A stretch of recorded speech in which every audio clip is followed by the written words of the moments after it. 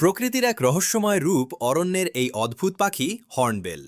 প্রজনন ঋতু এলে মা হর্নবিল এক অবিশ্বাস্য কাজ করেন। বংশবিস্তারের জন্য তিনি নিজেই গাছের খোল বেছে নেন। এরপর শুরু হয় তার এক অদ্ভুত জীবন সংগ্রাম। তিনি তার সঙ্গী বাবা হর্নবিলের সহায়তায় গাছের খোলের মুখ, কাদা মাটি, পাখির বিষ্ঠা এবং নিজস্ব নিঃসরণ দিয়ে ভালোভাবে বন্ধ করে দেন। বাইরের পৃথিবীর সাথে সব যোগাযোগ ছিন্ন করে তিনি যেন নিজেকেই এক নিভৃত কারাবাসে আবদ্ধ করেন। এটি কেবল একটি বাসা নয়, এটি তার সন্তানের সুরক্ষার জন্য তৈরি এক মজবুত দুর্গ। এই পুরো সময়টা মা হর্নবিল সম্পূর্ণভাবে নির্ভর করেন তার জীবনসঙ্গীর ওপর। বাবা হর্নবিল অরণ্যের প্রতিকূলতা জয় করে প্রতিনিয়ত খাবার সংগ্রহ করে আনে। মা পাখিটি খোলের সরু ছিদ্র দিয়ে বাবার কাছ থেকে খাবার গ্রহণ করে। একবার ভাবুন তো, মাসের পর মাস অন্ধকার খোলে বন্দী থাকা কতটা কঠিন। কিন্তু তাদের এই একে অপরের ওপর অগাধ আস্থা এবং দায়বদ্ধতা সত্যিই বিরল। বাবা হর্নবিল ঝড় বৃষ্টি উপেক্ষা করে প্রতিদিন ফিরে আসে কেবল তার পরিবারের মুখে খাবার তুলে দিতে। কিন্তু বিপদ কি আর থেমে থাকে?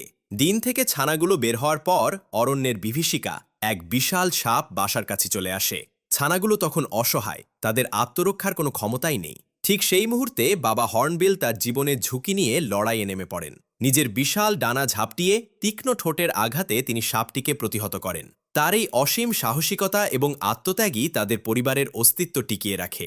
একবারও ভাবেননি নিজের প্রাণের কথা, একমাত্র লক্ষ্য ছিল পরিবারকে বাঁচানো। সময়ের সাথে সাথে ছানাগুলো বড় হতে থাকে এবং তাদের ডানা শক্ত হয়। একসময় মা পাখিটি তার ঠোঁট দিয়ে দেয়াল ভেঙে বাইরে বেরিয়ে আসার পথ তৈরি করে। নতুন পৃথিবী, নতুন আলো এবং আকাশ ছোঁয়ার স্বপ্ন নিয়ে তারা তাদের বন্দি জীবন থেকে মুক্তি পায়। মা পাখির কঠোর শিক্ষায় ছানাগুলো ধীরে ধীরে বাইরের পরিবেশের সাথে খাপ খাইয়ে নিতে শুরু করে।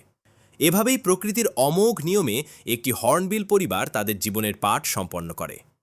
তাদের এই জীবন আমাদের শেখায় ভালোবাসা এবং দায়িত্ববোধই টিকে থাকার মূল শক্তি। হর্নবিলরা কেবল পাখি নয়, সন্তানের ভালোবাসার আরেক নাম। আপনারাও কি আপনাদের মা বাবাকে ভালোবাসেন? যদি ভালোবেসে থাকেন তবে অবশ্যই এই মা হর্নবিলের জন্য চ্যানেলটি সাবস্ক্রাইব করে একটি কমেন্ট করে জানান, আই লাভ ইউ মা।